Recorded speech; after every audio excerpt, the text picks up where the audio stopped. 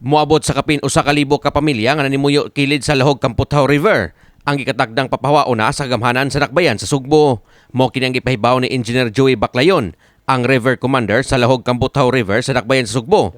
Atol siyang pag-guest sa Open Line News Media Forum kaganiha, ang maong mga apektadong residente nakalapas sa 3-meter easement sa isig kahabig sa sapa. Gawa sa maong mga residente, lakip usab sa mga apektado ang dulan 20 ka mga establishmento nga nakalapas sa easement sa sapa.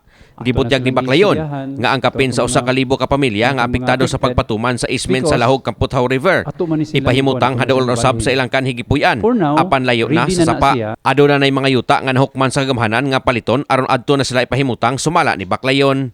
Nadesisyonan kini human nga kadaghanan sa mga apektadong residente nang reklamo sa ilang kabalhinan gumikan kay layo na sila sa ilang naandang panginabuhian sa dapit. Wala na say salapi nga ihatag ang kagamhanan ngadto kanila. Gumikan kay tagaan naman sila og relocation. Kuno galing di na masigo sa yutang giplanuhang pahimutangan sa kagamhanan ang mga apektadong residente. Hayan adto na ang uban sa South Road Properties kun SRP. Kung mahuman usab ang socialized housing sa naasoing dapit. Sa pagkaron nagpadayon pa usab ang pagsusi sa kagamhanan kinsa gyud ang mga residente sa Dakbayan sa Sugbo sa mga apektadong pamilya.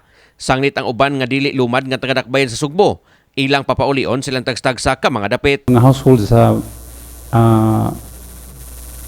kilid sa sapa no, sa 3-meter easements. Depende na yung mga options nga ilahang atong gihatag katong makabayad o katong dili gyud makabayad o katong yung dili taga diha no nga pwede na to sila nga paulion na to sila ha. Katong yung residente gyud sa Cebu City unya wa gyud sila kabayad diha na to ibutang na to sa to mga temporary shelters. The rest katong ibuhatan na to og kanang plano sa syudad nga mabuhatan na to sila og mga MRBs. Katawag sa medium rise building, no? Tag 10 story lang. Kana sa SRP o sana. But of course, within sa ato ang river system, ramang sa mong lahog river, na po yung mga identify nitong areas nga anhan to ibutang po ng atong mga MRBs.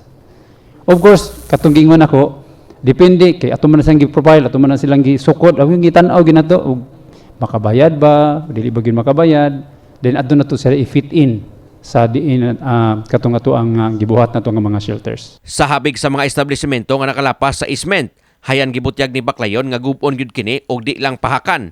Base usab sa 3 meters nga easement, pagpasabot ni Baclayon nga ang gibuhat sa gamhanan alang lang usab sa kaayuhan sa tanan. Hilabi na niining padayong gubat sa baha nga gipisugdahan sa kagamhanan. Nasayran nga daghang establishmento ang nakalapas sa easement sa sapa sa lahog Kamputhaw River. Sanglit 70% sa sapa ani agyan mahimutang sa ubos nga bahin sa Dakbayan sa Sugbo. Samtang 30% niini ang anausab sa upland area sa Dakbayan. Moabot usab sa 11 ka barangay ang maagian sa lahog Kamputhaw River sumala ni Baclayon. Clearing, hinahinay, sa kato mga structures good mismo, giuna na to, kana yung naka-obstruct good mismo sa sapa. Kanang structures on top of the river. Why ni Alma ni sir? Of course, natural na nagi mo alma no because they were there for many years already. They're used to live there.